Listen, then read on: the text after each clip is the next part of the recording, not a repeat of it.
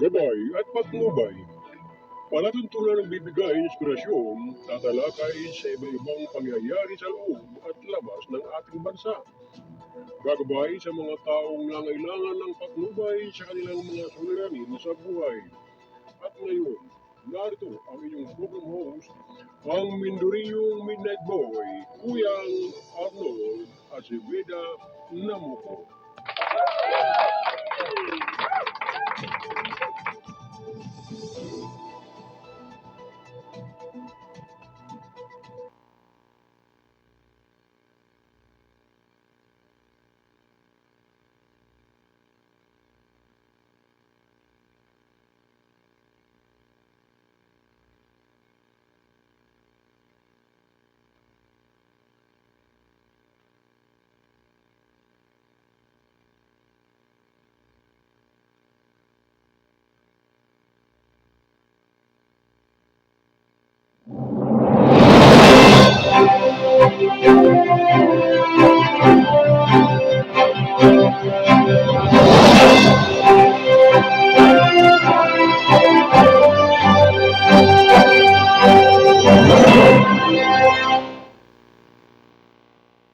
Ang oras alas 8:07 ng umaga. Ito ay hatid ng KBS RMN News TV. Radyo na, dyaryo pa!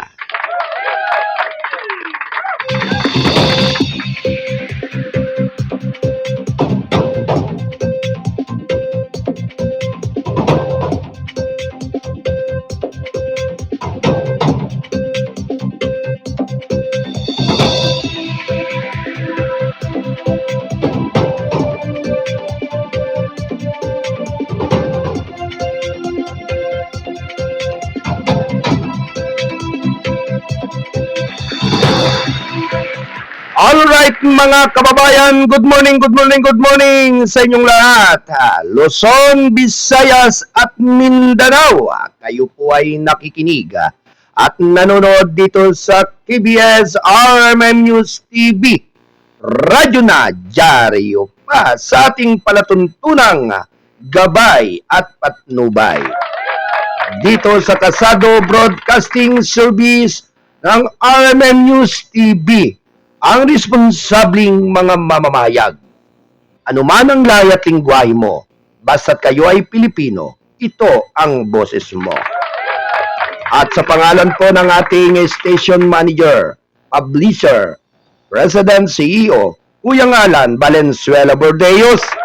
At syempre naman po mga kababayan, ito ang inyong abang lingkod, ang kuya ng lahat, ang Mindorinyong Midnight Boy. Bagamat hindi naman gaanong kagwapuan, sigurado naman po ito inyong maasahan. Ang inyong Kuyang Arnold Acebeda Namuko. Dito sa palatuntunang gabay at patnubay.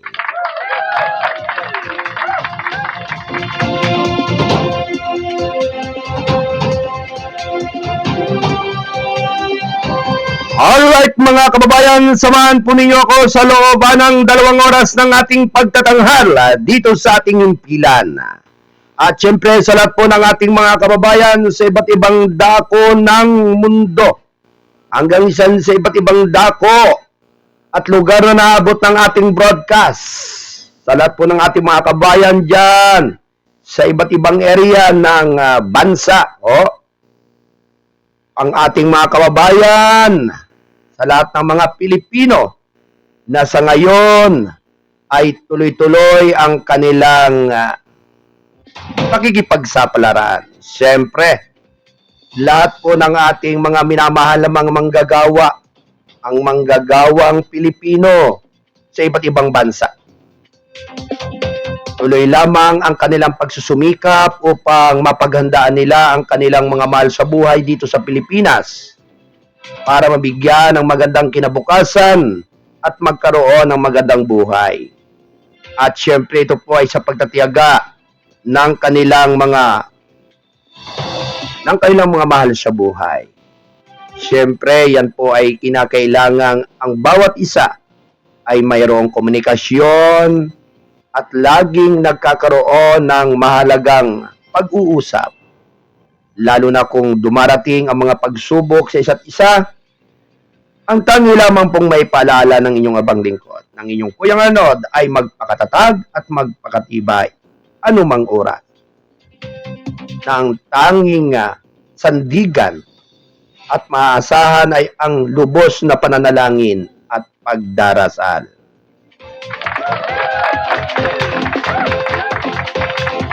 Bangon, bangon Pilipinas, mabuhay ang sambayanang Pilipino. Maging tapat at mapagpakumbaba. Maging magagalangin at mapangunawa. Mapagpatawad higit sa lahat sa kanyang kapwa. Ang pagsunod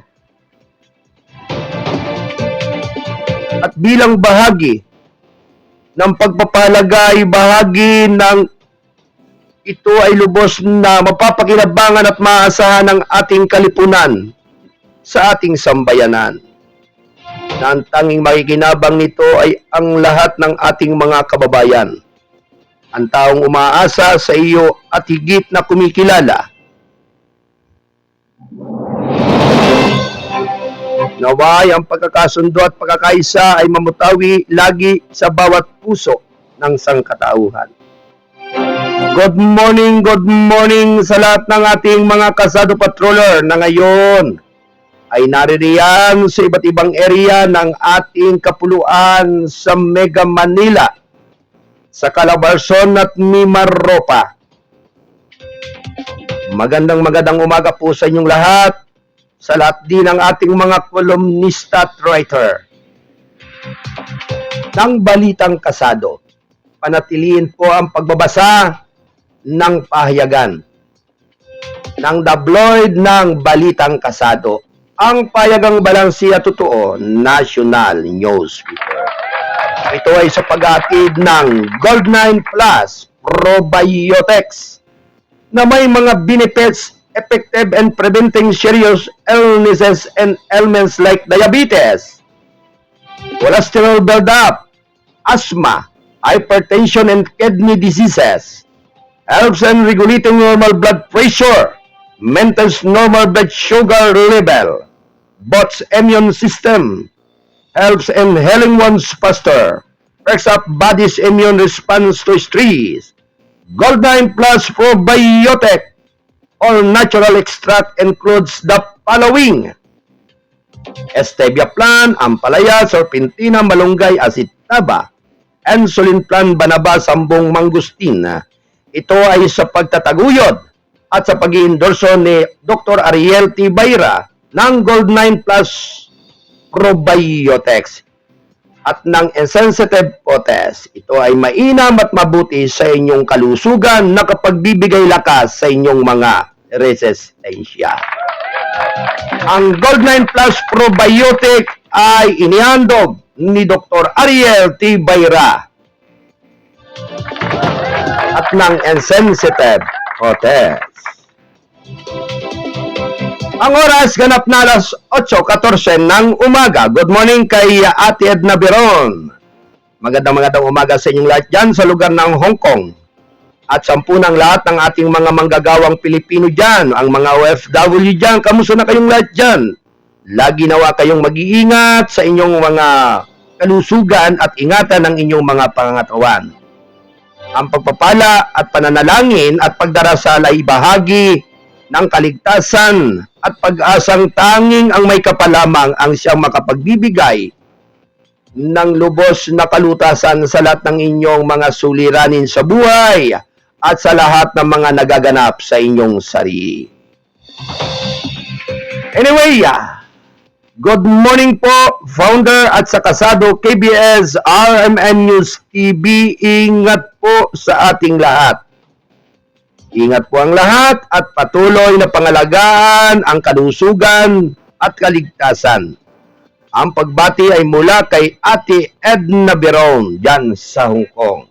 Alright mga kababayan. At syempre binabati po natin at pinasalamatan ang ating mga kaagapi dito sa ating technical side. Ang ating production assistant si Ate Del Santos at Ate Rose Padirong. At syempre ang ating technical director si Kuyang J. Marten. Yan. At magandang umaga po sa ating Studio 2 mula sa Buluwagan ng Balitaan. Mula kay Kuyang Alan Bordeos, kay Ate Cora Biernes, Ate Joy Pasco at Kuyang Jack Frost Bordeos. At syempre naman po mga minamahal ko mga kababayan, binabati rin po natin syempre ang lahat po ng ating mga tagapakinig at lahat ng mga nanonood sa umagang ito. Bilang pag-alalay, paggabay sa ating programa ng Gabay at Patnubay. At syempre, mamaya po ang susunod na programa ay ang isyu ng lipunan ng Bisayang Tisoy, si Kuyang Wayne Espino Lausong. Good morning sa ating Studio 3 mula sa Bulwagan ng Balitaan ni Kuyang Wayne Lausong. Sa ating Studio 4 dyan sa Region 3, Bulwagan ng Balitaan mula kay Kuyang Paul Candelaria at kay Kuyang Stephen Sabati at Kuyang Miguel Borbun. Magandang umaga po sa inyong lahat at sumainyo ang mapagpalang umaga ngayong araw ng Martes. Today is Tuesday, June 25, 2024 ng taong kasalukuyan. Mapagpalang umaga po para sa lahat ng ating mga minamahal na mga kababayan sa buong Luzon, sa buong Visayas at Mindanao. Narito ang mga ulo ng ating mga balita.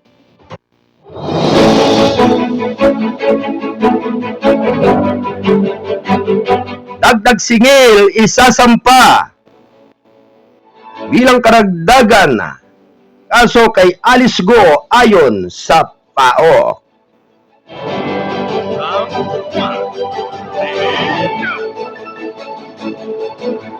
Ilang international laws ang nilabag ng China sa insidente sa Yungin ayon kay Anyo. Round 1. Samantala mga kababayan, publiko, Binalaan BS patuloy na pagdisgasing sa Taal Volcano. Round 1. Ready, go! Ea Petrov's moral higher matapos ang ayungin incident ayon sa Defense Chief. Round 1. Ready, Samantala, mga kababayan, China, harassment sa ayungin, agresibo, illegal na paggamit ng persa ayon sa PS. Round 1. Ready, go! Samantala, mga kababayan, pulis exec provided sa raid sa Tarlac, Pampanga sa Fugos. Round 1. Ready, go! Esterlays na habagat magdadala ng rain showers sa buong bansa. Round 1. Ready, go! At narito naman po ang mga ulo ng balitang probinsya. Kaso ng renal disease sa Region 11 tumataas ayon sa nephrologist. Round 1. Ready, go! Samantala, mga barko ng PH Japan, Indonesia dumating sa Bacolod para sa Marcolex 2024. Round 1. Ready, go! Samantala, mga kababayan, NPA rebel patay. Baril na samsam sa sagupaan sa Northern Samar. Round 1. Ready, go! Antabayanan ang kabuwang mga balita makaraan ng ilang pagulat ng ating mga kasado patroller.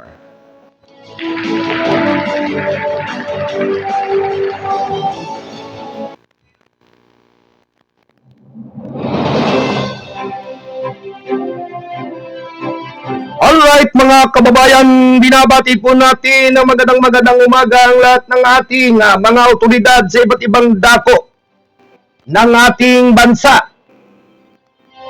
Siyempre sa buong pwersa ng sandatang lakas ng Pilipinas.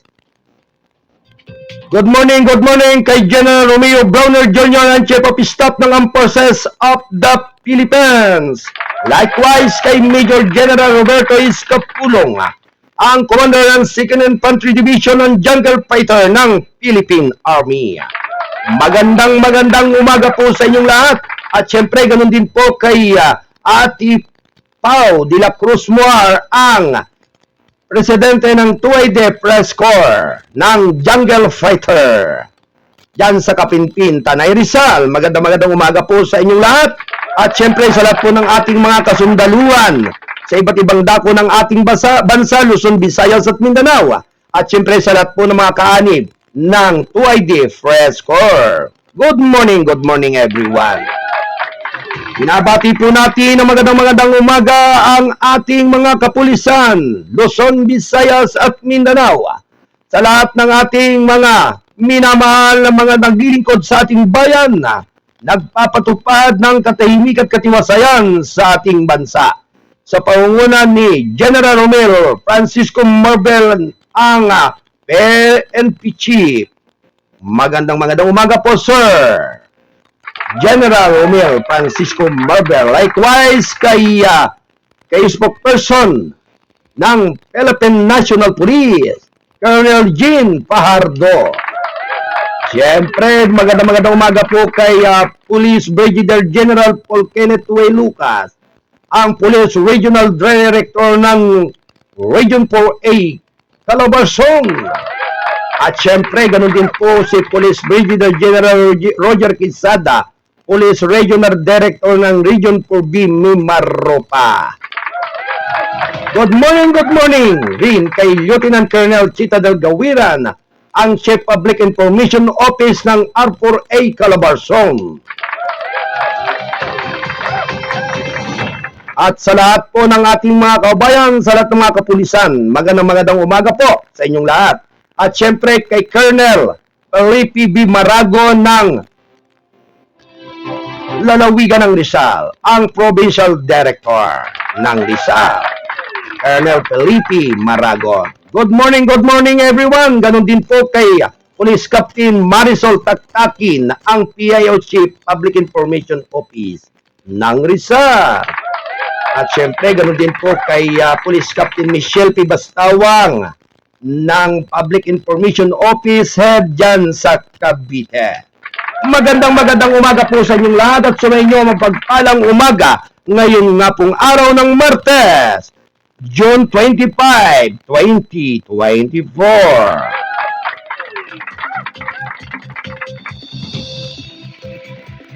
Ang oras ganap na alas 8:24 ng umaga. Ito ay atid ng KBS RMN News TV. Radyo na, dyaryo pa. Ito ay kasapi ng The United Multimedia International Press Corps.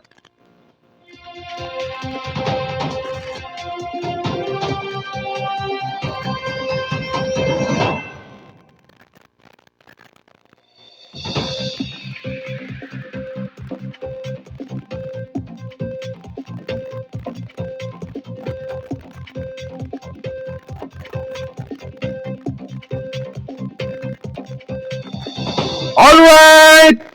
Dakuan po naman natin ang pag-ulat ng ating Kasado Patrol 25 dyan sa area at lugar ng lalawigan ng Cavite. Dyan pa rin sa area ng Calabarzon mula kay Double L. Situational report ng kapistahan dyan sa Maragondon. Dyan sa Cavite. Yan. Kuya Rolando, standby. Report.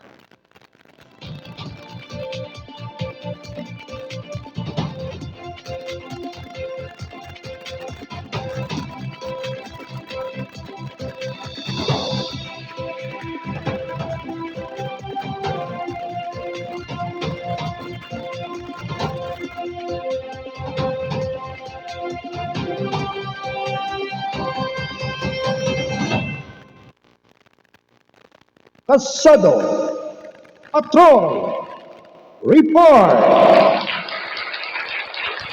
Alright mga kababayan, nandyan ang ating Kasado Patrol, Kuya Landon Luto, dyan sa lugar ng Cavite. Situational report ng kapistahan dyan sa Maragondon. Alright Kuya Lando, good morning sa iyo dyan.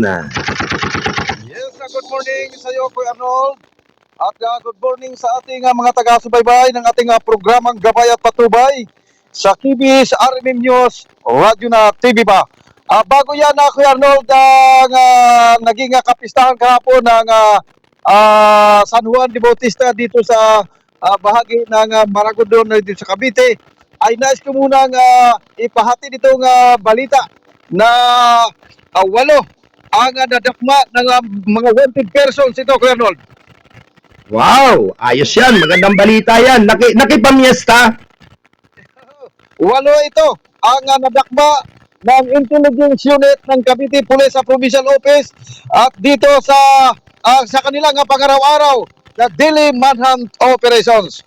Samantala Kuya Arnold, the Cavite PPO conducted the manhunt operation June 24 kahapon ito, araw ng pista ng shoreline at dito sa bahagi ng San Juan, dito sa bayan ng Ternate, resulting in the arrest of 8 wanted persons, Kuya Arnold. Among those were arrested, 1 city level, most wanted person apprehended by the warrant officers of Imos Component City Police Stations and identified as alias John, who is the wanted of the crime of qualified thief under criminal case number 28779-24 and 28780-24 issued by RTC branch 125 of Imo City dito sa Cavite.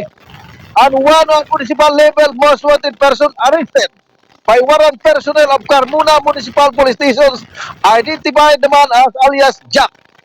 Wanted naman ito for violation of estafa with criminal case number 22-1531.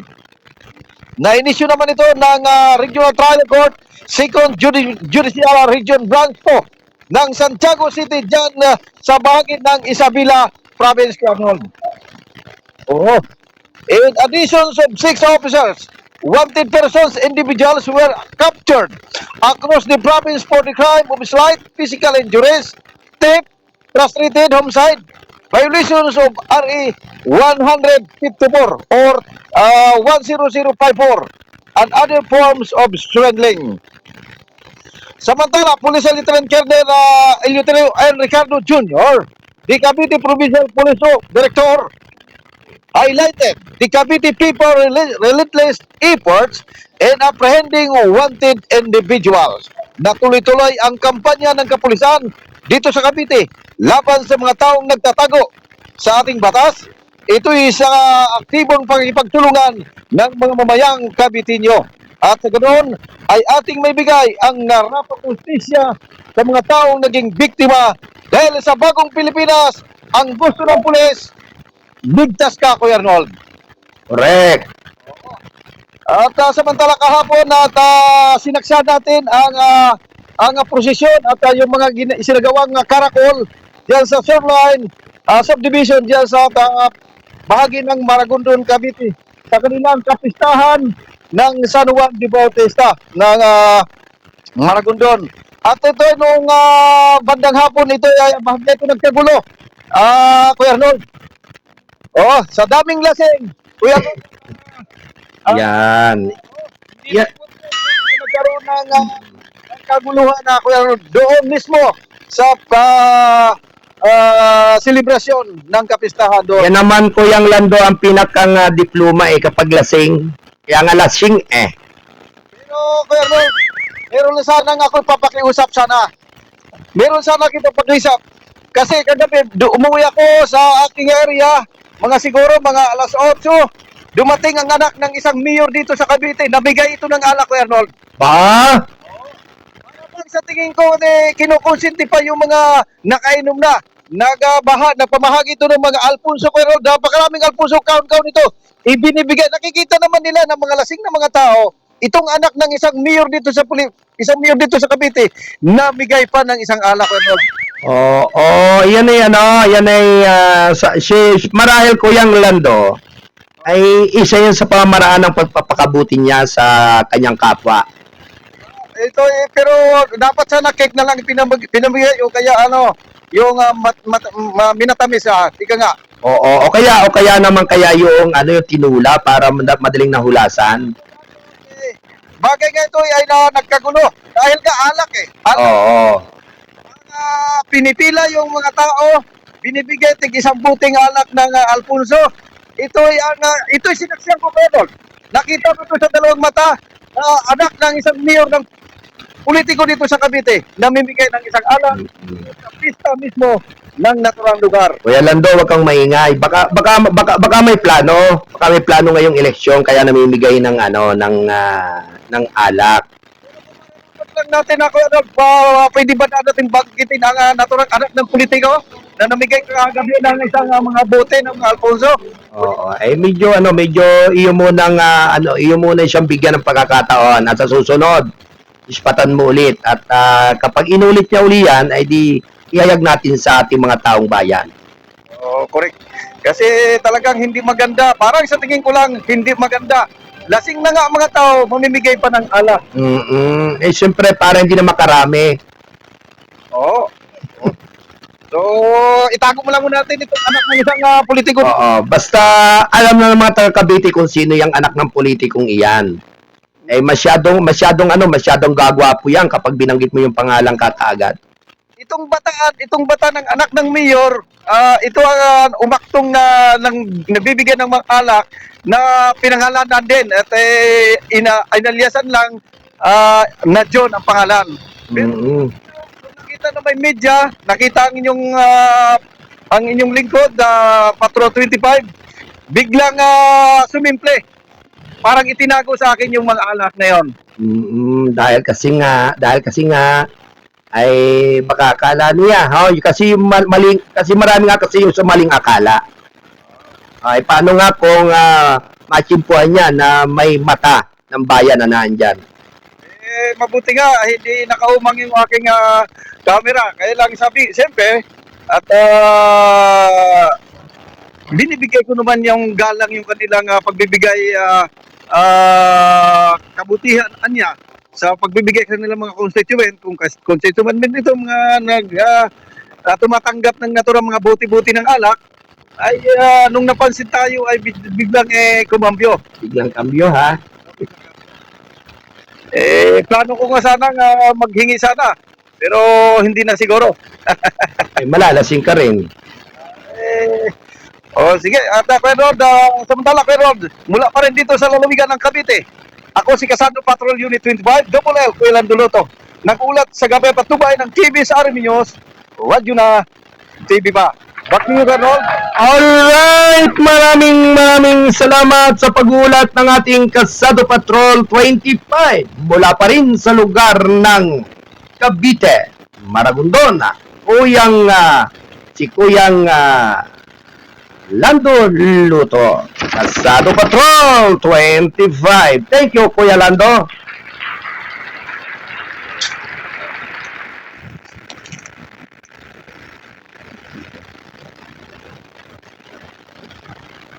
Ang oras ganap na alas 8:34 ng umaga. Ito ay hatid ng PBS RMN News TV. Radyo na dyaryo pa. Ito ay kasapi ng The United Multimedia International Press Corps.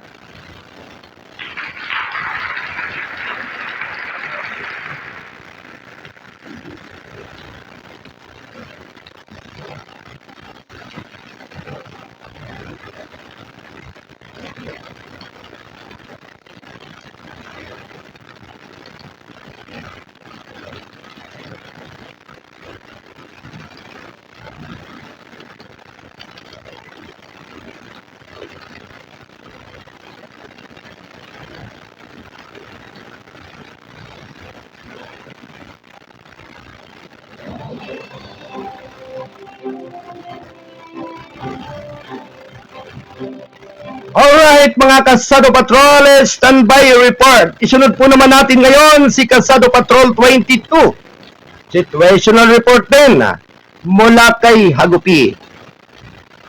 Mula kay Kuya Herman Fatulot, ang ating Kasado Patrol at 22 dyan sa area ng Pasig. Kuya Herman, standby report. Kasado Patrol Report.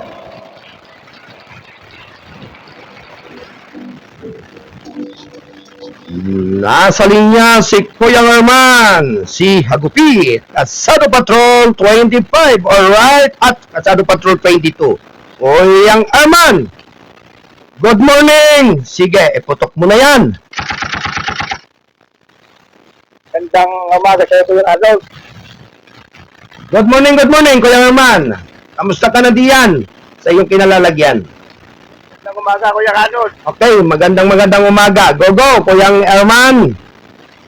Service ng First Metro Engineering Office ng David Maliit, Calasari, Pasig City.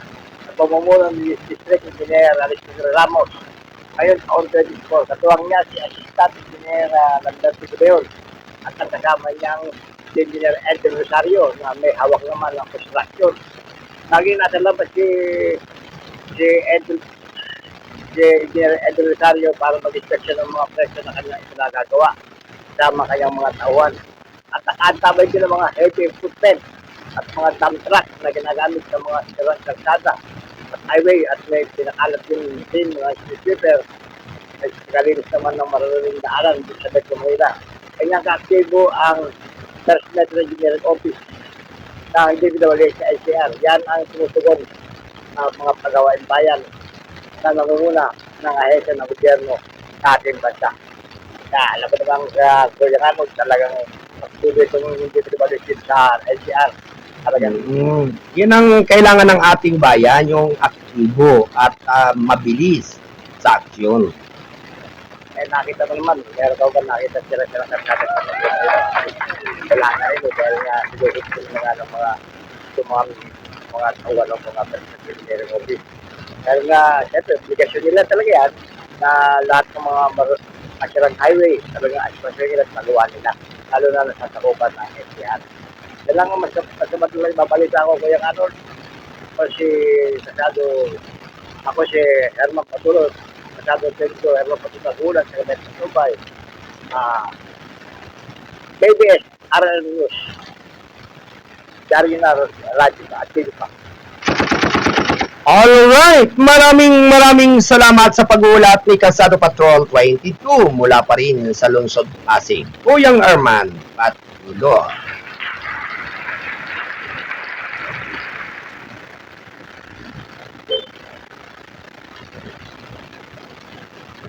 Ang oras ganap na alas 8:39 ng umaga. Ito ay hatid ng KBS RMN News TV.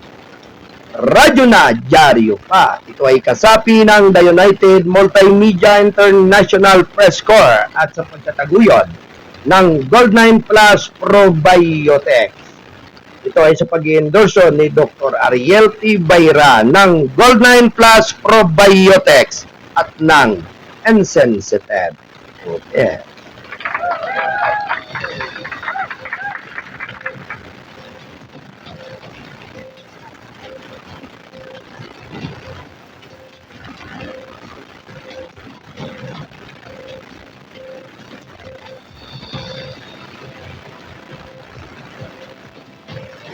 Alas 8:40 ng umaga. Ito ay hatid ng KBS RMN News TV.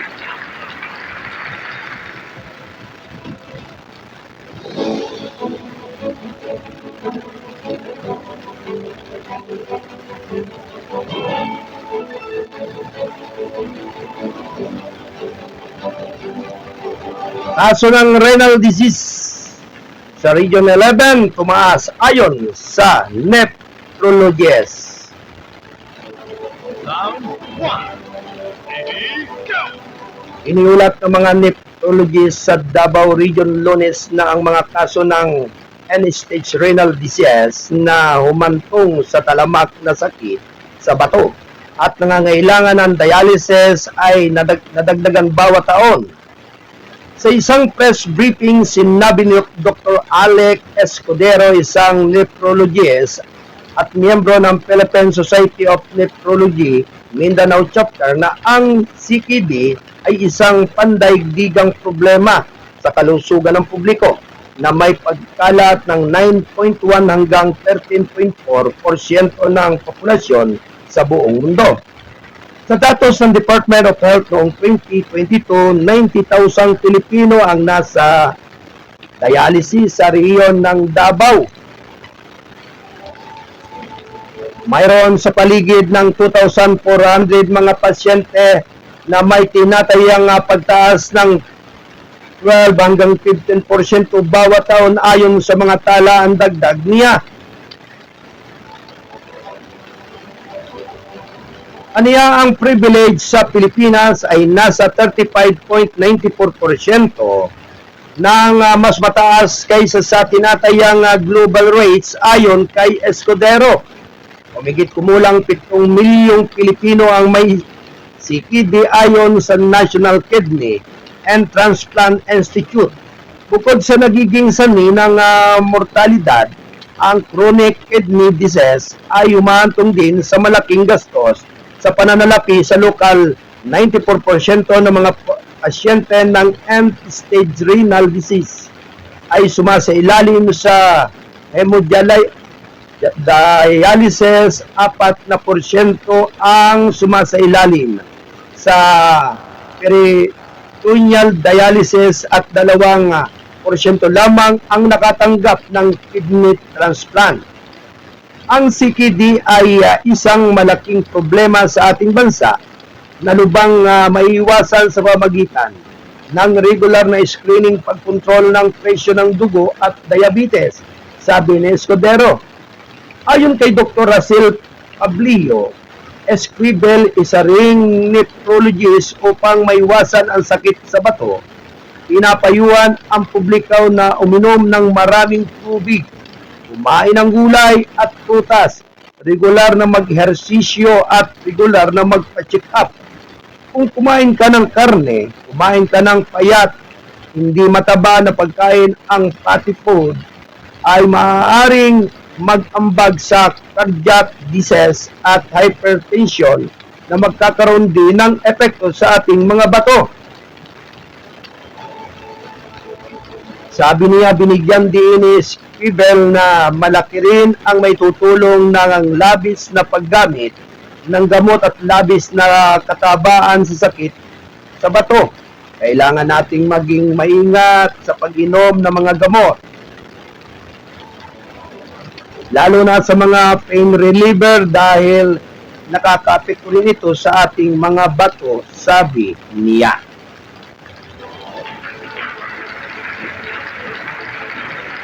Alas 8:44 ng umaga, ito ay hatid ng Kasado Broadcasting Service ng RMN News TV, Radyo Nagyari. Ito ay sa paghatid ng Gold9 Plus Probiotic. Ito ay sa pag-endorso ni Dr. Ariel T. Bayra ng Gold9 Plus Probiotics at ng Insensitive Protex. Samantala mga barko ng PH Japan, Indonesia dumating sa Bacolod para sa Marpolex 2024. Round 1. Ready, go!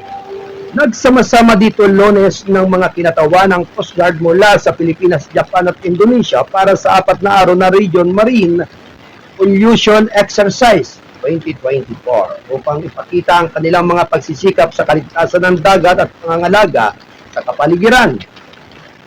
Sa seremonya ng pagdating ng dumaong na sa pantalan ng Bridco, sina PLB Seruto Chugaro ng Japan Coast Guard at PN Shirisula ng P111 ng PN Risula P111 ng Japan Coast Guard kasama ang BRP Gabriela Silang ng Philippine Coast Guard.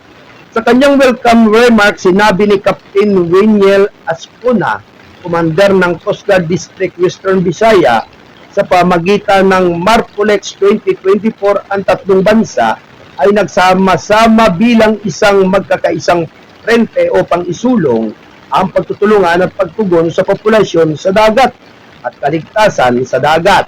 Sa aming mga kasamahan mula sa Japan Coast Guard at Indonesian Coast Guard, ang inyong aktibong pakikilahok ay halimbawa ng aming matatag na matibay na pagipagsosyo. Ang inyong kadalubhasaan, karanasan ay dedikasyon ay napakahalagang mga asset na makabuluhang mag-aambag sa tagumpay ng pagsasanay na ito, dagdag niya. Ang mga commanding officers ng mga kalahok sa sasakyang pandagat ay sina Captain Lawrence Rookie ng BRP Gabriela Silang, Captain Muri Nokwakin ng PLH-02 Chugaro at Captain Satria Aji Yuda ng KN Trisula P111. Samantalay na natin ang pagkakataong ito upang makapag-alita ng kaalaman, mapaunlad ang pagipagtulungan at pagbibigay inspirasyon sa mga makabagong solusyon na lalong magpapalakas ng pagsisikap sa pangangalaga sa ating mahalagang yamang dagat. Ayon kay Roque, sinabi ni Yudha na inaabangan niya ang matagumpay na Marpolex 2024 habang ibinabahagi ng Coast Guard ng Indonesia ang kanilang karanasan sa iba pang mga kalahok. Habang sinabi ni Joaquin na pinarangalan ang Japan Coast Guard na lumahok sa regional na ehersisyo sa populasyon sa dagat. Ang mga kinatawan mula sa bawat bansa ay kalahok sa mga pagsasanay sa search and rescue, firefighting, oil spill recovery equipment, recovery at damage assessment matapos ang deklarasyon na pagsisimula ng ehersisyo sa Martes. Ang exercise proper ay gaganapin sa Miyerkules habang ang seremonya ng pagsasara ay magaganap sa Huwebes ng gabi. Ang mga tagamasid mula sa Republika ng Korea, Estados Unidos at Vietnam ay bahagi rin ng ehersisyo ng populasyon sa dagat ngayong taon. Ang Marpolex 2024 ay alinsunod sa mga provision ng Sulawesi Oil Spill Response Network from 1981 at Association of Southeast Asian Nations Regional Oil Spill Contingency 2018.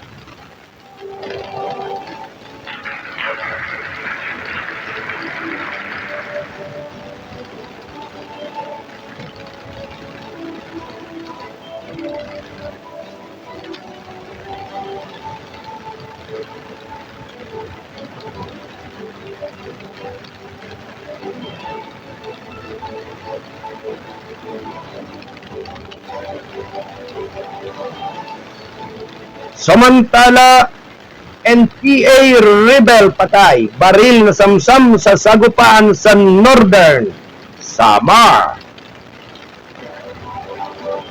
Round 1. Ready, go! Patay ang isang miyembro ng New People's Army sa enkwentro sa mga presya ng gobyerno sa labas ng barangay Hitabi, An Katubig, Northern Samar, linggo ng gabi. Ang napatay na rebelde, isa sa 5 rebelde na kipagbarilan sa loob ng 15 minuto ay iniwan ng kanyang mga kasama habang tumatakas mula sa mga sundalo. Ayon sa Philippine Army sa ulat nito na ipinadala sa media noong Lunes. Ang mga rebelde ay kabilang sa Sub-Regional Guerrilla Unit ng NPA ng Front Committee, 15 na nag-ooperate sa lalawigan.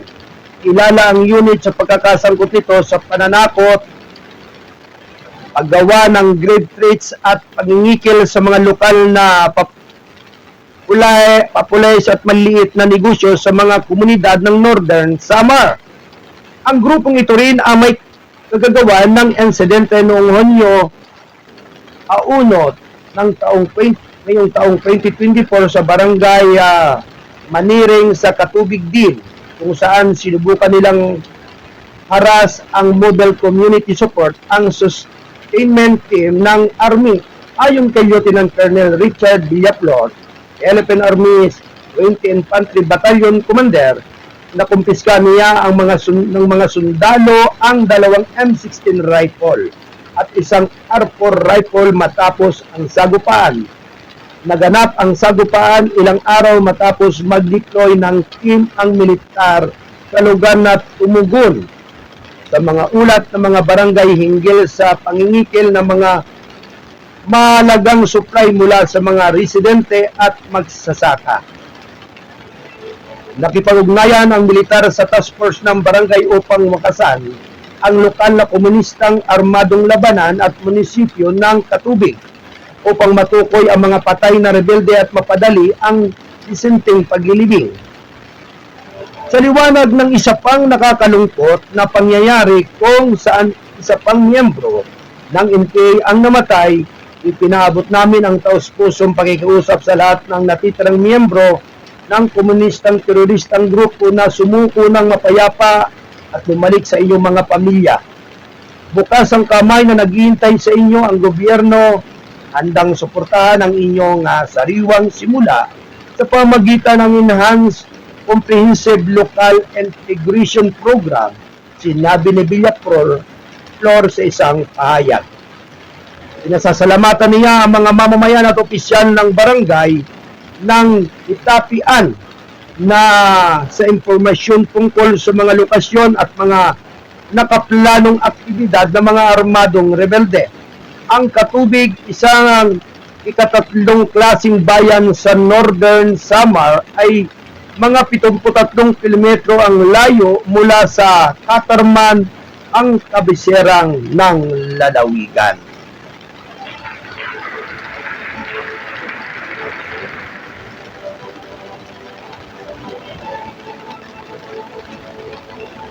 Walong minuto bago mag-ikasyam ng umaga.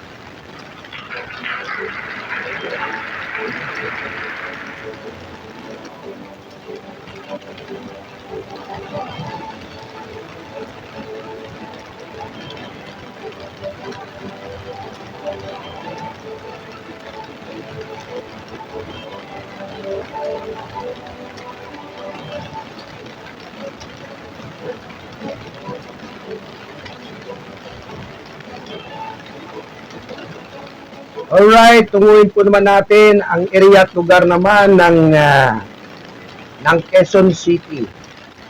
Nandun po si Casado Patrol 40, may mahalaga po siyang pag-uulat.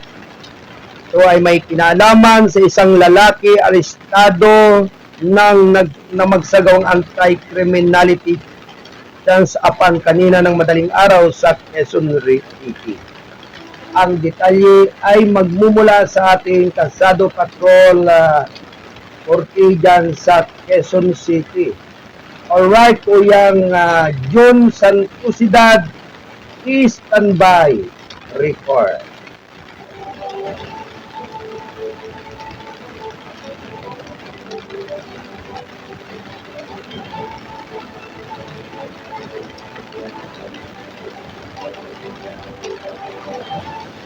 Ang oras ganap na 6 na minuto bago ikasyam ng umaga.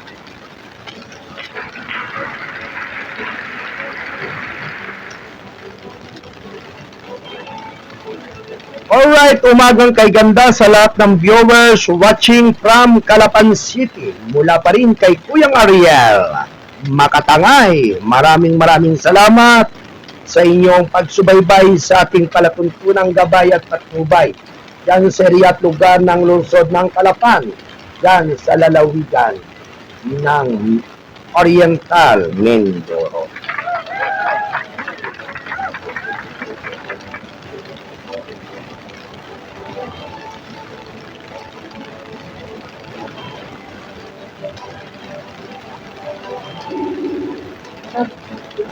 Alright, may pag-uulat ang ating Casado Patroller na nandyan sa area at lugar ng Quezon City. Ito nga po ay may kinalaman sa isang lalaking arestado ng magsagawang anti-criminality dance upon kanina ng madaling araw dyan sa Quezon City. Alright, Kuyang Jun, standby report. Yaong aking kinituan. Oo, yaong aking kinituan. Sa mga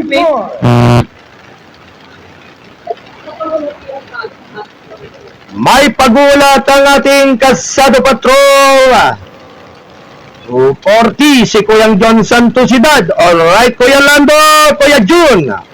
Sige, iputok mo na yan. Good morning. Kuyang John, go go! Good morning, kasama Kuya Arnold. Okay, nasa loob ka ba ng simbahan? Dito ako sa Maringkit. Okay, medyo distansya ka ng konti dyan. Pakinig yung pangangaral sa Biblia. Baka hindi marinig ng ating mga kabayan yung ibabalita mo. Sige, go, Kuya John. Kasama Kuya Arnold, Kuya, dito tayo dito sa area. Ang tulay na bakal na ginagawa. Mga DPWC yung tulay na bakal. Lagi natin pinapaluat si Kapitan, Kapitan Doktor, Kapulong Manalay at Tayata. Then, ginawa, umpisa na.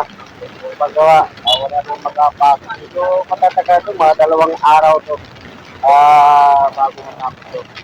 So, i-repair yung tulay na bakal. So, para pa tayong gulong, parang kuti kapag naplatan, papulkit. Habang buhay na sa welding pa. Tapapapapapapal lang. May ilang abutan ng taon yun. Alam ko man natin si National, mga inahing ng matumbong pagbinsik. At sabi ko, yung balita ko kahapon tungkol sa isang lalaki. Inawian ng kapiraso sa isabi. Sinaranta ko. Sa Gregory Bypass. Bypass. Sinusunod yung criminality. At tapat. So, dapat pa yun nabalita ko. Sabi ko yan, dito ako sa Palingke. medyo matrapid dahil may clearing operation ng mga barangay dahil sa patuloy ng Okay, pwede mo naman buksan ang yung camera para makita natin, Kuya Jun, para makita natin yung area kung nais mo ipakita sa ating publiko.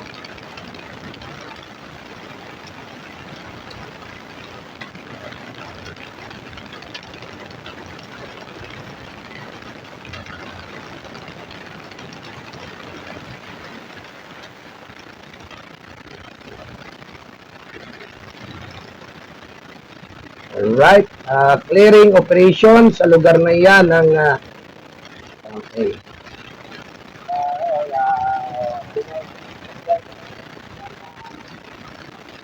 dahil ito yung mga wan dito ito ngayon recording studio ngayon nasa barangay hall ngayon sa Pupunton nag-briefing para sa pagkakuloy na operation.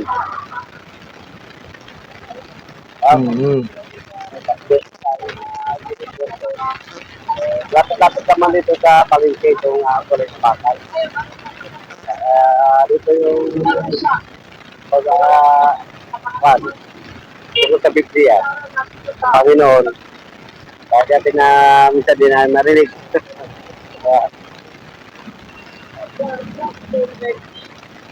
Okay, ano yung iyong report kahapon ay nagkaroon ng ano ba yung tawag doon? Clearing presyon. Okay. Medyo maluwag ng karsada kasi alam nila nga darating nila ng presyon ngayon. Kaya nakatunog. Alisad, malinis ang karsada. Okay, malaking kaginawaan yan sa ating mga kababayan dyan sa Quezon City. Okay, Kuya Lando. Kuya Jun. Sige, bati na kung sino yung babatiin. Binabati ko pala yung mga kaibigan natin, kapatid natin, mga kamay nga bakal, yung mga punong barangay, sa bawat barangay dito sa Quezon City. Kapitan Jojo Abad, punong barangay ng Batasan, Quezon City. Ganun din, Kapitan Willie Cara, Kapitan ng Bagong Silangan, Quezon City. At si Kapitan Maningko, dyan sa Barangay Commonwealth, Quezon City. Ganun din ang Kapitan ng All Balarak, Quezon City, Alan Francia. Ito po mga kapitan na binanggit ko, ito po ay dinangaan ko sila dahil kamay nga bakal. Ang kanilang barangay, disiplinado ang ilang mga residente. Di gaya sa isang barangay, mga pasaway, mga pasaway, itong isang barangay. Pero itong binanggit ko nga kami nga bakal, mga kapitan, saludo ako sa kanila. Dahil nasasaksihan ko mismo. Nag-iikot ako sa kanilang barangay. Kahit ating gabi, madaling araw. Talagang ilang barangay, walang kumagkala, mga kabataan, yung mga mag-inom sa gutter, sa kalsada, labas ng bahay, talagang wala ka makakita. Talagang tahimik ang barangay. Kahit maglakad ka ng daling araw, walang gagalaw sa'yo. Dahil talagang mahigpit ang ilang barangay sa natutupad ng batas. Mula noon hanggang ngayon, itong binanggit ko nga barangay, talagang mula noon hanggang ngayon, ay tuloy-tuloy ilang servisyo. Itong mga kapitan. Ay saludo ako sa mga kamay nga bakal. Pag may kamay nga bakal talagang tuloy-nado. Parang si Councilor Rani Ludovica, nung araw, kapitan siya sa batasan, talagang tinatahimik niya yung barangay batasan. Ngayon, naging councilor na sa distrikto, si Rani Ludovica, siyempre, yung mga tawa niya dyan, mga takot disiplina, hanggang ngayon, tuloy-tuloy pa rin ang servisyo nila, panguhuli sa mga vendors, sa bawat palengke dito sa distrikto. Talagang bilib ako sa kanila. Mula noon hanggang ngayon, tuloy-tuloy ang servisyo. Kaya saludo ako sa mga kami na bakal, mga kapitan. Di guys sa ibang barangay. Bawal ano ko yan, Rod? Bawal magbubad. Magbubad, yung naglalakad, lalo na maliw ng motor. Talagang pasway talaga. Doon sa ibang barangay, talagang mahigpit sila. Sila.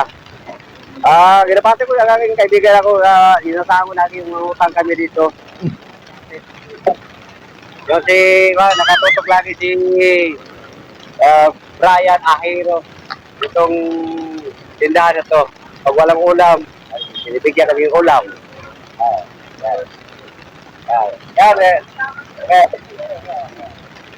Nandyan ang lahat ng ulam, Kuyang John pala sa iyong mga kalugar diyan. Yan, okay, sige. At Tayo ay habang tayo nagtuwa dito sa area, dito yung tungkol ng Panginoon ng ilang mensahe. Tayo ay natotosan tayo nakinig tayo ilang salita tungkol sa Panginoon.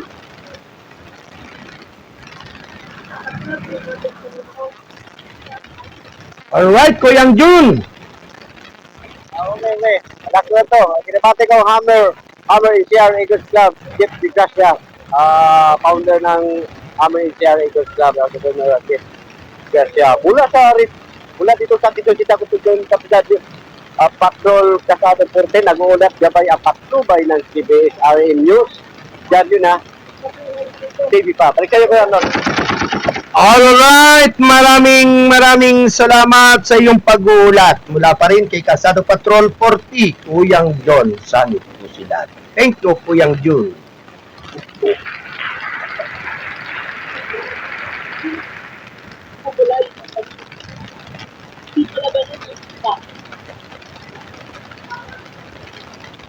Sabi ni Cristo, sa aklat ng Marcos, sa chapter 7, sa verse 7.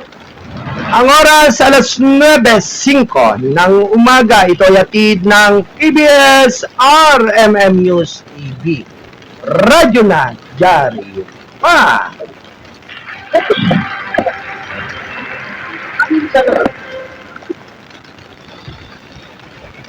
Samantala, dumako muna po tayo sa tuloy-tuloy na balita.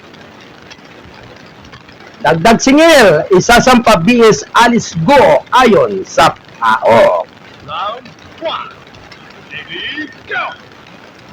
Nakatakdang isampang iba pang kaso laban sa suspendidong Banban Tarlac Mayor Alice Go na inakusahan ng pagiging enabler ng illegal na Philippine Offshore Gaming Operation or PUGO hubs ng Presidential Anti-Organized Crime Commission. Barid Lunes, nagain ng reklamo ang PAOK at Philippine National Police Criminal Investigation and Detention Group nitong Biyernes laban kay Guo at iba pa dahil sa umano'y human trafficking kaugnay ng sinalakay na PUGO hub sa kanyang munisipyo.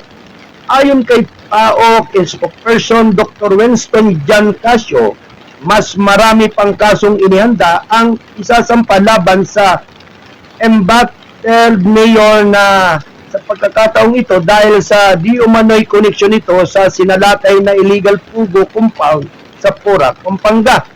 Mayroon po pong mga karagdagang kaso kaming inaayos ngayong linggo. Siguro up until next week, kapag nabuo na po namin yung mga documentary requirements, the complaint, affidavit, and all, isasampa na rin po namin sa DOJ. Main iyong kaso, sabi ni Casio sa televised Neo Filipinos Public Briefing. Ayon kay Casio, digital footprints at paper trails ng mga sinalakay na pugwab sa Porac at itinatag ni Banban ang koneksyon ni Guo sa kanilang operasyon. Since nasampahan na po natin siya doon sa Banban, may posibilidad din po na masampahan siya sa Porac or madagdagan pa po yung mga kaso ni Mayura with regards to Banban, sabi niya. Siguro na ang pagkakakinlanlan na at pagkakamamamayan ay inilagay sa ilalim ng masusing pagsisiyasat, ay inilagay sa ilalim ng 6 na buwang preventive suspension ng walang bayad ng Office of the Ombudsman noong Mayo 31 kasunod ng mga reklamong administratibo ng Department of Interior and Local Government para sa grave misconduct, serious dishonesty, gross neglect at duty and conduct prejudicial to the best interest of the service. Naharap din siya sa inquiry ng Senate Committee on Women, Children, Family Relation and Gender Equality. Alas 9:09 ng umaga, ito ay hatid ng TBS, RMN News TV, Radyo na Dyaryo pa. Ito sa pag-atid ng balitang kasado ang payagang balansi at totoo, National Newspaper at sa pagkataguyod naman ng Gold9 Plus Probiotic. Ito ay sa pag-endorso ni Dr. Ariel T. Bayra ng Gold9 Plus Probiotics at ng Sensitive to Tears.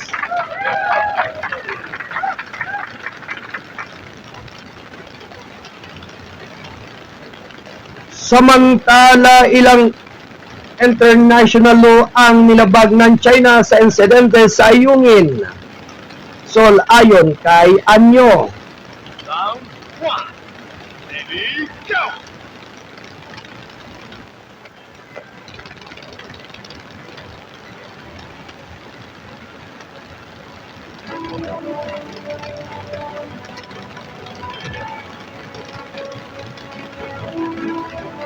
Nilabag ng China ang mga international domestic laws nang sadyang magrampa ang kanilang Coast Guard sa mga sasakyang pandagat ng Pilipinas at haras ang mga tropang nakasakay sa isang resupply mission sa Ayungin Sol sa West Philippine Sea. Isang linggo na ang nakaraan ayon kay National Security Advisor Secretary Eduardo Anyo kabilang sa mga batas na iyon ang Convention on Collision at Sea, International Convention for the Safety of Life at Sea, at Declaration on the Conduct at Parties and the South China Sea. Dapat dun lahat ng member states should exercise self-restraint and always of the use of peaceful means to settle disputes, sabi ni Anyo. Sa isang palace briefing noong Lunes, tinukoy dinianyo ang International Regulation for Preventing Collisions at Sea 1972 na nagtakda bukod sa iba pang mga bagay ng mga patakaran sa kalsada o mga patakaran sa paglalayag na dapat sundin ng mga barko at iba pang mga sasakyang pandagat upang maiwasan ang mga banggaan. Sa kabilang banda, ang SOLAS Convention ay tinuturing na pinakamahalaga sa lahat ng mga international na kasunduan hinggil sa kaligtasan ng mga barkong pangkalakalan. Kasama dito ang mga provision sa kaligtasan ng nabigasyon, karwahe ng mga kargamento at pamamahala ng mga operasyon ng kaligtasan ng mga barko bukod sa iba pa. Samantala, ang Declaration on the Conduct of Parties in the South China Sea na nilagdaan ng China ay miyembro ng Association of Southeast Asian Nations sa Phnom Penh, Cambodia noong 20 Uto ay muling nagpatunay ng kalayaan sa paglalayag at overflight, mapayapang pagdutas sa mga hindi pagkakaunawaan at pagpipigil sa sarili sa pagsasagawa ng mga aktibidad. Noong Hunyo 17, nagrampa mga bangka ng China Coast Guard ng sa barkong supply ng gobyerno, brandished blooded weapons at nakumpiska ang mga disassembled rifles sa rotation and resupply mission ng bansa sa BRP Sierra Madre. Konfrontasyon, isang tauhan ng nebe ang naputol ang kanyang henlalaki matapos itong mahuling sa pagitan ng mga bangka ng Pilipinas at China. Gayunman, sinabi ni Anyo na ang mga aksyon ng CCG ay hindi maaaring ikategorya bilang armadong pag-atake batay sa internasyonal na kaulugan. Hindi natin ito maiuuri bilang armadong pag-atake dahil sa pamagitan ng internasyonal na kaulugan ng isang armadong pag-atake. Ito ay ang paggamit ng persang militar, isang labis na paggamit ng persa sa maaaring mag-trigger ng kolektibong pagtatanggol sa sarili, sabi niya. Sa kabila ng patuloy na pananalakay ng China, ang Pilipinas ay gagamit ng mapayapang Resolution Foreign Affairs Undersecretary Maria Teresa Lazaro na ang bilateral consultative mechanism sa South China Sea dispute ng dalawang bansa ay makadakatak ng magkita sometime in the near future sa Pilipinas. Ito ang ikalawang pagkikita ng dalawang partido mula noong Enero. Nabanggit ni Lazaro, nagkaroon ng mga alakayan at ilang mga panukala na bumubuo ng tiwala sa sarili na binuo, sinabi ni Lazaro sa mga reporters ng palasyo sa isang hiwalay na panayam na tumutukoy sa January 17 meeting sa Shanghai. At ngayon kami ay kaya lang may mga certain possibilities na magkita tayo ulit sometimes in the near future, ngunit ito ay upang madagdagan ang naging ito ay isang napakahalagang aspeto ay talagang ang diplomatic front, dagdag niya.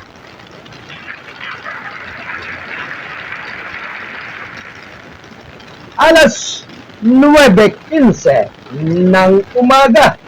Ito ay atid ng KBS RMN News TV. Radyo na, Diaryo pa. Good morning kay Jeromski.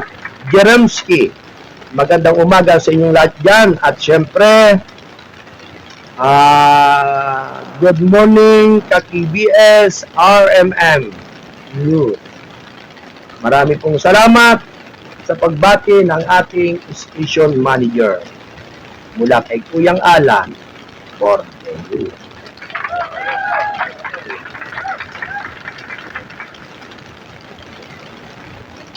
Samantala, publiko, binalaan DS patuloy na pagdisgasing sa Taal Volcano. Round 1. Ready, go! Pinayuhan ng pinuno ng Philippine Institute of Volcanology and Seismology nitong Lunes ang publiko na huwag nang pumasok sa Taal Volcano Island, isang permanent danger zone, dahil patuloy na naglalabas ng gas ang bulkan. Sulfur dioxide ang gas na naaamoy natin. May iba pang mga gas na delikado rin sa baka hindi natin ma-detect tulad ng carbon dioxide na sa malaking dami ay maaaring mag-displace ng hangin at aspis. Kaya sinabi ni Perbok Director Teresito Baculcol sa Philippine News Agency. Noong Sabado, iniulat ng Pelbox na ang disgassing activity ay minomonitor sa main crater mula 1:30 ng umaga hanggang alas 7:55 ng umaga. Nakabuo ito ng makapal na balahibo na umaabot sa 2,400 metro ang taas. Ang Taal Volcano ay nagdidiseng ng makabuluhang volume ng gas mula noong Marso 2021 ayon sa Pelbox. Ang disgassing ay nangyayari kapag ang mga materyales sa bulkan ay nakikipag-ugnayan sa tubig na lumilika ng mga gas ng singaw at bulkan. Ang ulan sa Taal area noong nakaraang linggo ay nagdagdagan ang mga emissions ng singaw habang ang tubig ulan ay pumapasok sa sistema ng bulkan at pabilis na naging singaw, sabi ni Bacolcol. Nabanggit niya na ang singaw ay naglalaman ng esputo na acidic at maaaring makairita sa respiratory system. Nasa alert level 1 na ang Bulkang Taal mula pa noong Hulyo 2022, nangangahulugang patuloy na may mahababang antas ng kaguluhan. alas 9:18 ng umaga. Ito ay atid ng Kasado Broadcasting Service, RMN News TV, Radyo na Diaryo pa. Ito ay kasapi ng The United Multimedia International Press Corps. At sa pagtataguyod ng Gold9 Plus Probiotics at sa pag-endorso ni Dr. Ariel T. Bayra ng Gold9 Plus Probiotics at ng Insensitive Foods.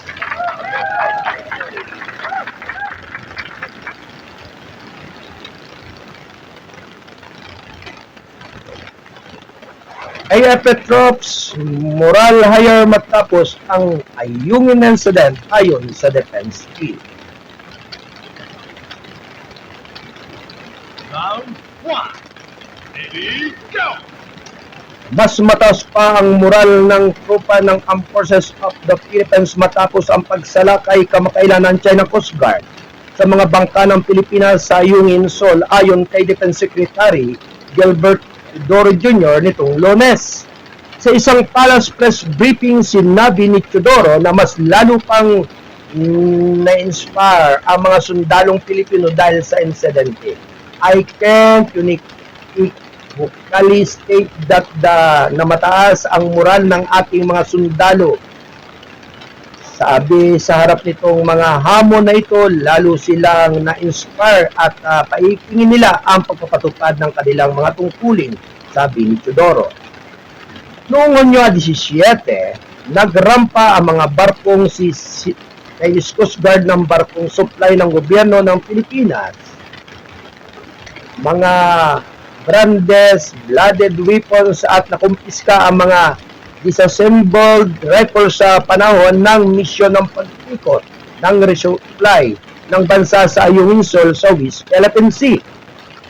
Sa kumprontasyon, isang tauhan ng nebe ang naputol ang kanyang hinlalaki matapos itong mahuli sa pagitan ng mga bangka ng Pilipinas at China. Ayon kay Teodoro, ang pagbisita ni Pangulong Ferdinand Marcos Jr. sa mga tropang sangkot sa insidente sa Western Command Headquarters sa Puerto Princesa City, Palawan noong linggo ay lalong nagpalakas sa determinasyon ng mga tropa. At ang bisita ng Pangulo kahapon ay nagsisemento ng kanilang moral. Nalaman ni Presidente ang totoong nangyari sa interview niya sa isa-isa na laman din niya ang kondisyon nila ngayon. Some head injuries na kahalubilo niya, hindi lamang yung na-injure kundi kanilang mga pamilya, sinabi ni Teodoro na kasama ni Pangulong Marcos sa pagbisita. Sa kanyang mensahe sa mga tropa, sinabi ni Pangulong Marcos na hindi niya may pagmamalaki ang bawat isa at bawat sundalong Pilipino dahil nagpakita siya sa pagpipigil, katapatan at tungkulin at habag sa harap ng pananalakay ng China. Pinasasalamatan ni Teodoro ang publiko gayon din ang iba't ibang sektor ng lipunan sa pagpapahayag ng suporta sa AFP kasunod ng insidente. Nais kong kumuha ng isang special na pagbanggit upang kilalanin ang iba't ibang mga grupo na negosyo tulad ng Penex Management Association of the Philippines at mga katulad nito na naglabas ng mga pahayag ng suporta, walang pag-aalinlangan suporta, sabi ni Teodoro. At ngayon nais kong pasalamatan ng Association of Generals and Flag Officer sa pagbibigay ng pahayag na lubos na sumusuporta sa mga ras ng administrasyong ito at pinupuri ang profesionalismo at pagpigil sa harap ng matinding paghihirap ng ating mga tropa, dagdag niya. Ayon sa isang ranking security official nitong Lunes, hindi papayag ang Maynila na sumakay at mabihag ng dayuhang kapangyarihan ang BRP Sierra Madre na nakatayong bantay sa Ayungin Sol sa West Philippine Sea. Sa briefing ng Bagong Pilipinas ngayon, sinabi ni National Security Council Assistant Director General Jonathan Malaya na ang naturang hakbang ay nagresulta sa requisitions at ibinagdag na ang outpost ay a red line that cannot be crossed. Ang mga tropa natin sa BRP Sierra Madre Hindi sila, I'm sure, papayag na lusubin sila doon at sampahan ng agents of foreign power, sabi ni Malaya. Iba raw talaga ang masamang pagsakay sa BRP Sierra isang commission warship ng Philippine Navy. Committed kami sa installation na yan. BRP Sierra Madre ang advance post namin. Military detachment ito sa Ayungin Sol at ang presensya ng BRP Sierra Madre ay nagpapatunay na ang ating pananakop sa Ayungin Sol. So, may 9 features, hindi tayo papayag na as mentioned by the President very clearly. Hindi mababawasan iyan, hindi tayo mawawala kahit anong square inches ng ating teritoryo, sabi ni Aden.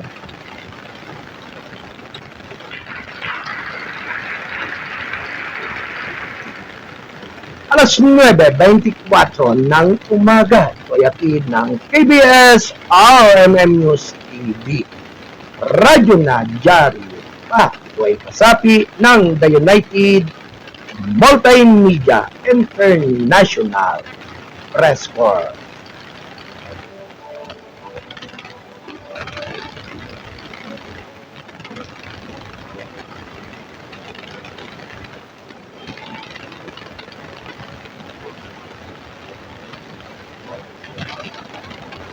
Samantala, China harassment sa Ayungin, agresibo illegal na paggamit ng persa ayon sa PX. Round 1. Ready, go!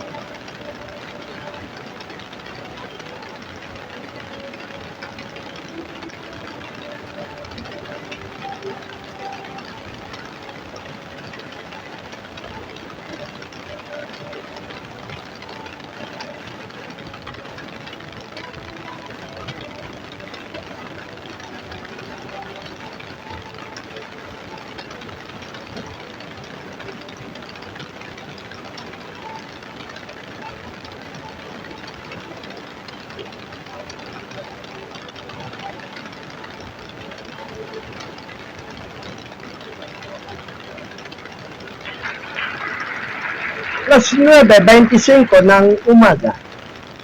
China harassment sa Ayungin, agresibo illegal na paggamit ng persa ayon sa PX. Round 1. Ready, Ang go! pangaras kamakailan ng mga Chinese vessels sa mga bangka ng Pilipinas sa Ayungin Sol ay isang aggressive and illegal use of force, sabi ng gobyerno ng Pilipinas itong Lunes. Ayon kay Defense Secretary Gilbert Fedoro Jr., ginawa ng pamahalaan ang conclusion matapos ang pagbisita ni Pangulong Ferdinand Marcos Jr. sa Western Command noong linggo, kung saan nakipagpulong ito sa mga sundalo na sangkot sa misyon ng rotation and resupply na inagaw ng China Coast Guard. Nakikita natin ang pinakahuling insidente sa Ayungin hindi bilang hindi pagkakaunawaan o aksidente, sadyang gawain ito ng Chinese official dam para hindi natin matapos ang ating mission, sabi ni Teodoro sa isang press briefing ng palasyo. Matapos ang pagbisita sa atin ng tropa sa Palawan kahapon, kung saan personal na nakiusap ng Pangulo ang tropang sangkot sa Ruri ngayon, sa napag-alaman natin na hindi ito isang hindi pagkakaunawaan sa aksidente, hindi namin minamaliit ang insidente. Ito ay isang agresibo sa illegal na paggamit ng persa. Aniya, noong 17, nagrampa ang mga barkong Chinese Coast Guard ng barkong supply ng gobyerno ng Pilipinas, mga vandalism, blooded weapon at nakumpiska ang mga disabled rifle suri mission ng bansa sa Ayungin Sol sa West Philippine Sea.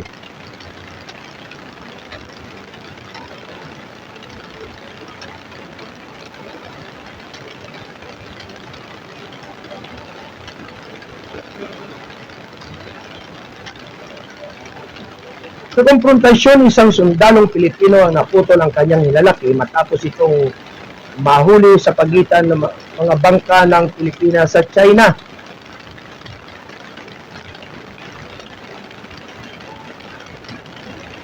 Binisita ni Marcos sa mga tropang sangkot sa misyon ng Rory sa Wiscom headquarters sa Puerto Princesa City, Palawan at ipinahayag ang kanyang paghanga sa buong suporta sa kanila, kilala bilang Defense and Patriots of the Last Frontiers at Wiscom at may jurisdiction sa teritoryong pandagat ng bansa, partikular na ang West Philippine Sea. Inulit din ni Teodoro ang pahayag ni Marcos na patuloy na naghahanap ng mapayapang solusyon ng Pilipinas bilang isang responsableng estado sa isyu ng West Philippine Sea. Hindi raw nagbabago ang patakaran ng gobyerno sa WPS sa kabila ng insidente. Samantala, sinabi ni Teodoro na ipagpapatuloy ng Pilipinas ang regular na pagsasagawa ng mga misyon ng Rory, ngunit hindi na ito magbabalita ng schedule nito. Inuulit namin na hindi kami humihingi ng pahintulot sa sinuman sa pagganap ng aming sinumpaang tungkulin sa West Philippine Sea. Sabi niya, kaugnay nito ay pinagpapatuloy natin ang ating rotation at resupply mission sa regular na batayan. Ang kapakanan ng ating mga tropa sa BRP Sierra Madre ay isang bagay na lubos na mahalaga. Inulit ng Pangulo na hindi na natin ilalathala ang schedules ng anumang Rory, sabi niya. Sinabi ni National Security Advisory Secretary Eduardo Año na hindi niya inirekomenda ang pagpupulong ng National Security Council as of the moment. Aniya, ang National Maritime Council ang mamamahala sa issue. Sa sandaling ito ang sitwasyon sa ayungin at mga issue sa West Philippine Sea ay epektibong pinamamahalaan ng National Maritime Council. Sa katunayan, ang National Maritime Council ay nagpapatawag na at kumikilos sa direksyon ng Pangulo. So sa ngayon, hindi namin inirekomenda para sa convening ng National Security Council. Gayunpaman, ang Pangulo ay may discretion na ipatawag ang buong konsiyo o ang Executive Committee anumang oras, sabi niya. Itong Lunes, pinuri rin ng Association of Generals and Flag Officers ang professionalismo ng mga tropa na enlisted personnel ng Navy sa kabila ng harassment ng China sa June 17 rotation and resupply mission sa Ayungin Shoal sa East Philippine Sea.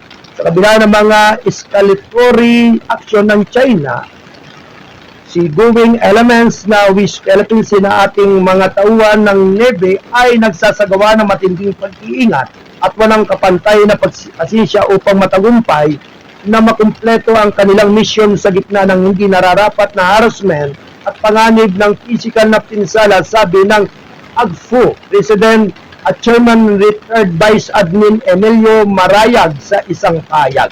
Sinabi ni Marayag na ang mga aksyon ng China ay lumalabag sa ilang protocol ng United Nations at tinawag na ang mga ito ang piratical, escalatory at considered anti-ballistic trust and the honorable profession of arms. Sinusuportahan at pinagkakatiwalaan ng AGPO ang paninindigan ng pamahalaan na igit ang ating soberanya karapatan sa West Philippine Sea. Ay payuhan ng Armed Forces of the Philippines sa pagprotekta at pag-aalaga sa ating mga tropang frontline, sabi niya. Alas 9:32 ng umaga.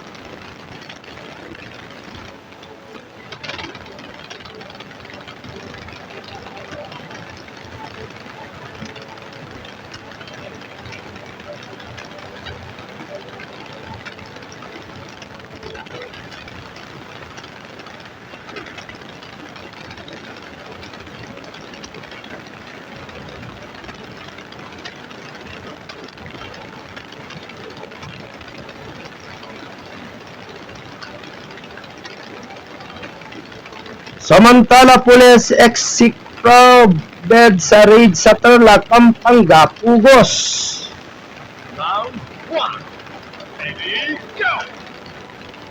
Inimbestigahan ni Police Regional Office 3 Chief Brigadier General si Hidalgo Jr. dahil sa kanyang pananagutan sa mga illegal Philippine offshore gaming operators or PUGO sa kanyang lugar na nasakupan ayon kay Philippine National Police Chief General Romel Francisco Marbel nitong Lunes. Ito ay kasunod na ng insidente ng reported killings na nangyayari umano sa mga PUGO's hubs na ito na napag-alaman na nag-ooperate bilang scam farms ayon kay Marbil. Isang press conference sa Camp Crame, Quezon City. We are investigating rin yung regional director doon sa mga yan. Ang mga reports na hindi naaksyonan, mabuting inilagay natin ang pananagutan sa ating mga regional directors, sabi niya. Kabilangan niya ito sa mga salit para sa relief ng buong roster ng mga tauhan ng Banban Tarlac Municipal Police Station, Chief of Police ng Porac, Pampanga at Director ng Pampanga Police Province Office. Hindi kasi siya normal sa ibang bagay. Bakit may mga foreigner, may mga namatay na doon?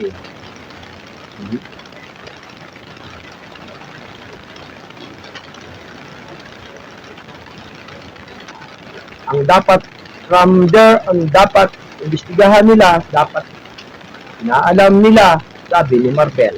Hindi niya nila itinuring na protector ng mga pugo ang mga police official na ito. Samantala, sinabi naman ni Criminal Investigation and Detection Group CIDG Director Major General Leo Francisco na nakita na nila ang koneksyon ng mga sinalakay na pugo hub sa Central Luzon. Kami ay nasa proseso ng pag-a-apply ng warrant tungkol sa dala, sa data ng computer at sa pagkumpleto ng mga prosesong ito ay bibigyan namin kayo ng resulta ng pagsusuri ng mga computer at iba pang kagamitan na ito sa Porac, sabi niya.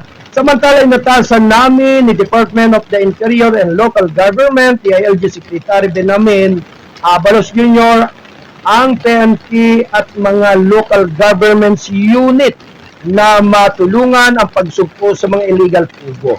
Ayon kay Abalos, binanggit ang mga datos mula sa Philippine Amusement and Gaming Corporation. 43 legal pugos lamang ang nag-ooperate sa Kawit, Cavite at Metro Manila.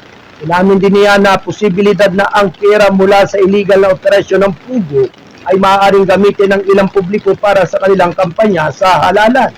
Lahat ng mga bagay na ito ay posibleng makapekto sa isang eleksyon. Maaaring ito ang dahilan kung bakit nandito ang PNP. Kung titingnan ninyo, hindi lang ito laban sa mga illegal pugo, laban din ito sa druga o sabong weteng, laban ng ito dahil gusto man natin o hindi nangyari ang mga bagay na ito, sabi niya.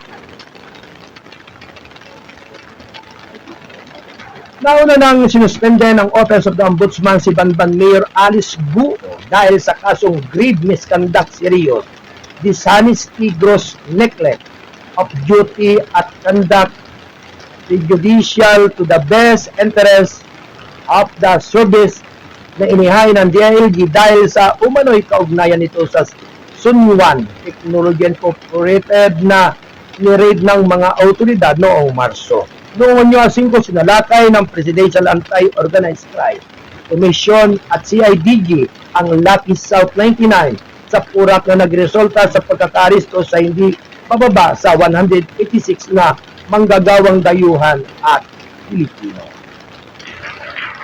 Alas 9:37 ng umaga, ito ay hatid ng PBS RMN News TV. Radyo na, dyaryo pa. Ito ay kasapi ng The United Multimedia International Press Corps.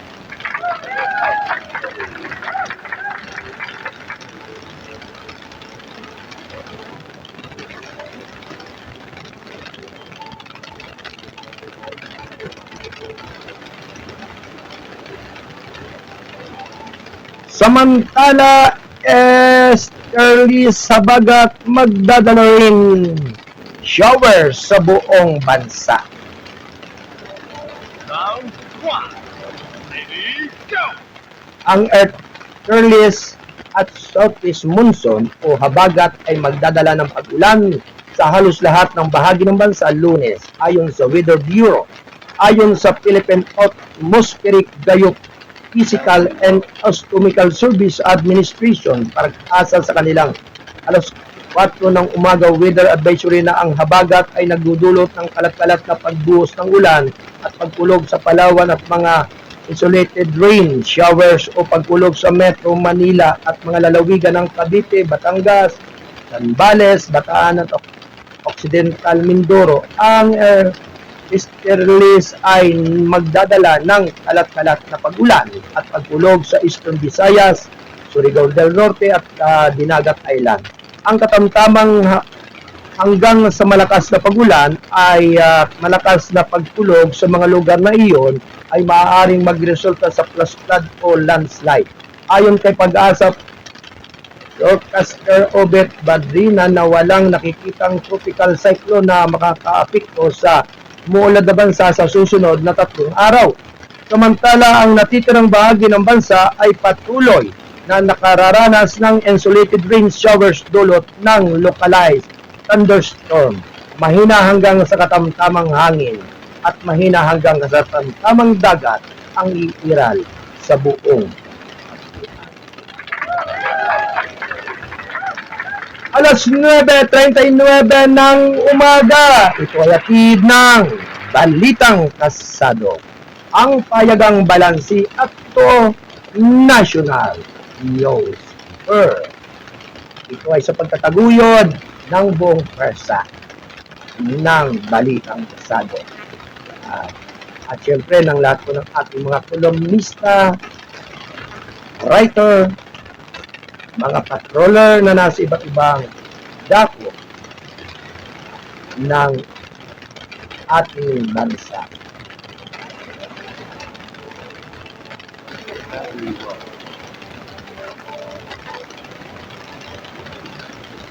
At syempre, binabati po natin ang magandang umaga ang lahat ng ating mga kababayan dyan sa lugar po ng lalawigan ng Rizal, po sa Owners Association ng Jores, yan sa barangay Pantok, Nauna, Rizal. At syempre sa panguna po ni Kuyang Joseph Itablan, ni Kuyang Listo Pernisita, ni Kuyang Julio Agapon, ni Kuyang Jason Almanon, likewise ganun din po sa lahat po ng mga opisyalis kay Kuyang Iskoro Rizal and family, sa lahat po ng ating mga opisyalis po, mga board of directors at mga incorporators na Flores of Honor as siyempre sa lahat po ng mga samahan sa iba't ibang dako ng kapuluan. Magandang umaga po sa inyong lahat at sa lahat po ng mga nakasubaybay at nagkataguyod ng ating palatuntunang gabay at patnubay. Magandang morning po sa inyong lahat. Kamusta na po kayo diyan sa inyong mga kinaroroonan? At siya nga po pala, mayroon po pala ditong advice na ikinarating ang pamunuan ng PPP sa July 11 ay meron po kayo muling po na sasama-sama sa kapistahan ni San Benito sa lugar ng pinag-uulan Lipa, Batangas, sa Montessori ni St. Benedict. At siyempre sa lahat po ng mga miyembro ng PPP o Divine Healing Power ay talagang magsasama-sama nga po diyan. At maaaring pa yung mga lingkod ay talagang kasalamuhan nyo rin po dyan sa araw na iyan. June 11, ngayong taong 2024, mula po umaga hanggang hapon.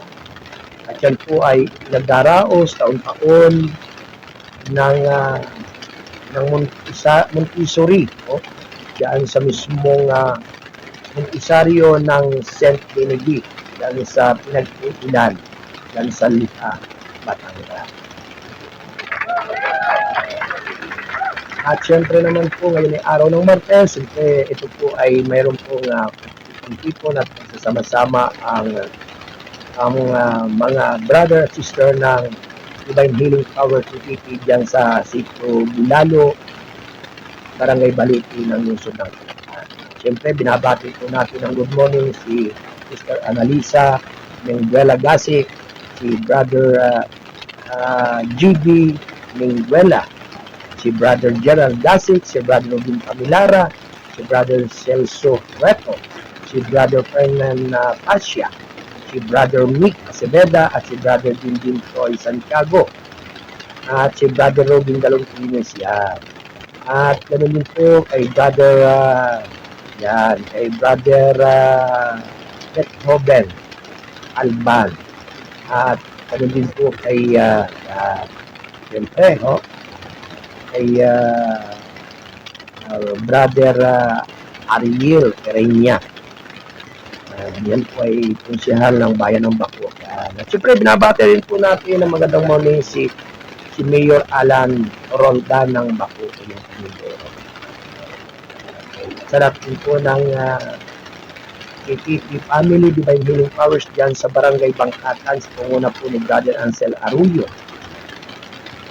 At si Sister Marlena Padricilia at sa lahat po ng mga brother at sister na naririyan.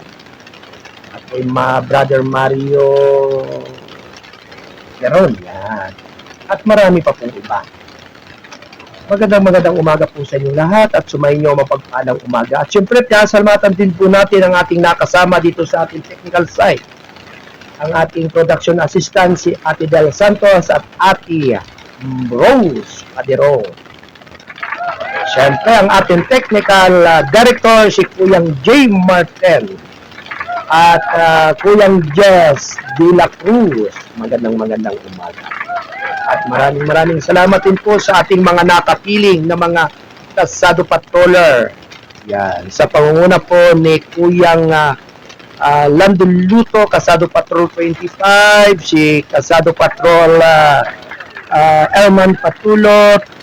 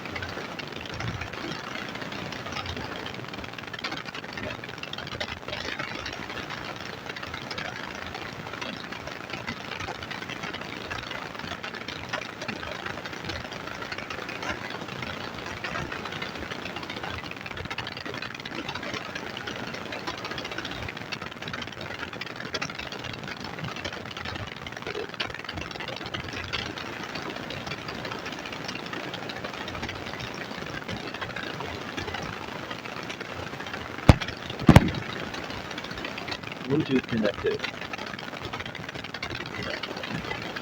Present sound mode. Turn on voice priority.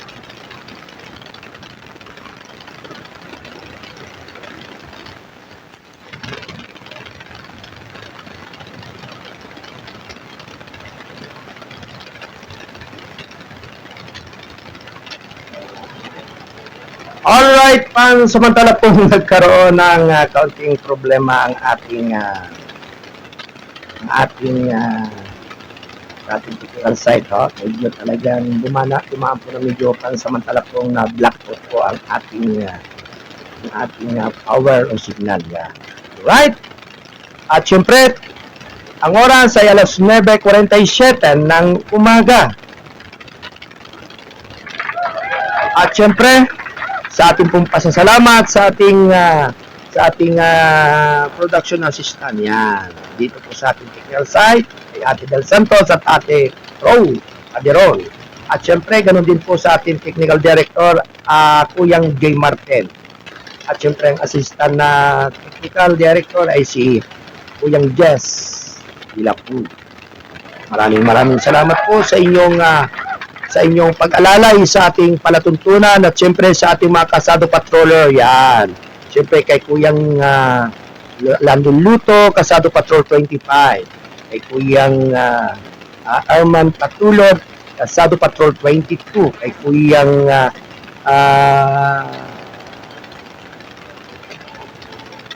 yan, alright. Kay Kuyang June Santosidad, kasado patrol 40. At sa lahat po ng ating mga kasado patroller na umantabay at kumalalay sa ating palatuntunan. Anyway, mulit-muli po, ikangay pinasalamatan po natin ang lahat ng ating mga kababayan sa ating mga kanugnog lugar, sa iba't ibang dako. Mapagpalang umaga po sa inyong lahat at sumainyo ang kay gandang umaga.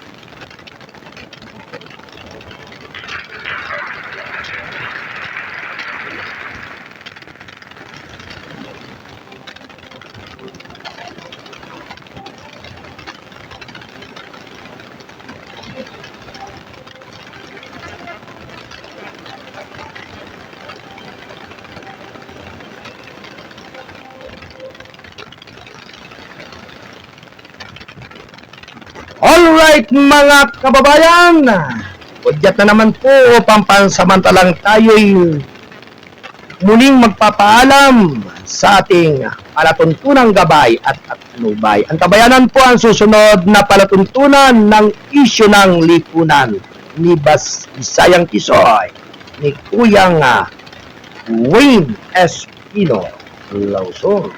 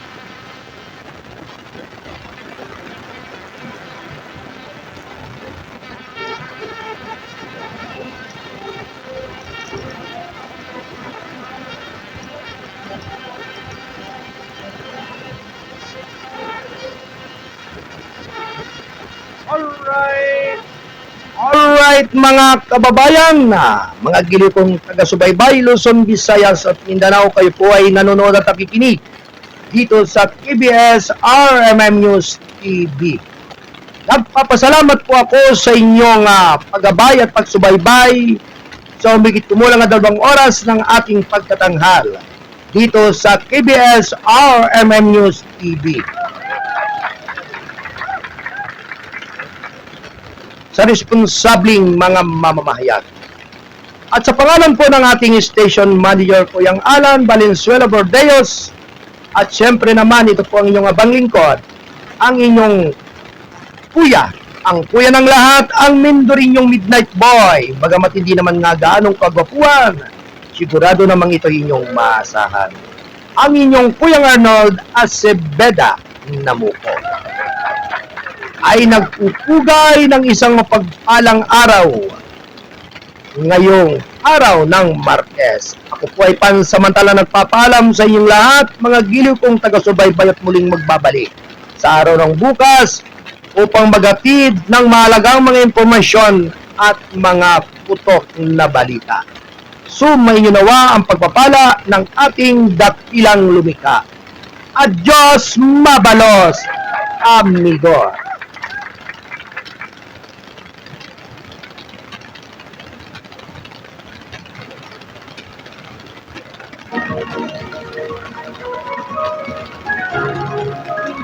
Habang mabigyan naman ang may 110 mga trabador sa barangay